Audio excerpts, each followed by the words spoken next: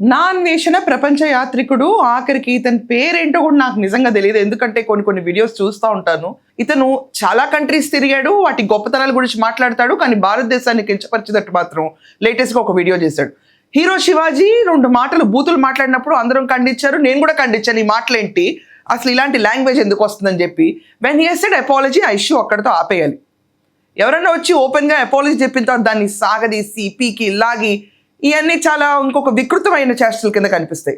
Sorry చెప్పేసిన తర్వాత, దానికి ఎక్స్ప్లెనేషన్ ఇచ్చిన తర్వాత ఎలాంటి వాడైనా ఎవరైనా ఆ ఇష్యూని అక్కడితో ఆపేయాలి. ఎస్, వాక్ స్వతంత్రం మనకి ఎలా ఉందో అలాగే మహిళలకి వాళ్ళకి నచ్చిన బట్టలు వాళ్ళకి నచ్చినట్టు బట్టలు, ఇంకొకరికి నచ్చినట్టు బట్టలు కాదు, వేసుకునే రైట్ కూడా వాళ్ళకు ఉంది. దీన్ని ఎవరు క్వశ్చన్ చేయలేరు, దీన్ని ఎవరు ఛాలెంజ్ కూడా చేయలేరు. మనం తినే ఫుడ్ ఏ రకంగా మనకి నచ్చింది తింటామో, పక్కన వాళ్ళకి నచ్చింది ఎలా తినము. No one can influence any one's kitchen. మనం వీ హ్యావ్ నో రైట్. ఆఖరికి ఎన్ని ఫిలసాఫికల్ వేస్లోకి వెళ్ళినా కూడా హింస అవనండి అహింస అవనండి వీటి గురించి విభేద అభిప్రాయాలు చాలామందికి ఉన్నాయి.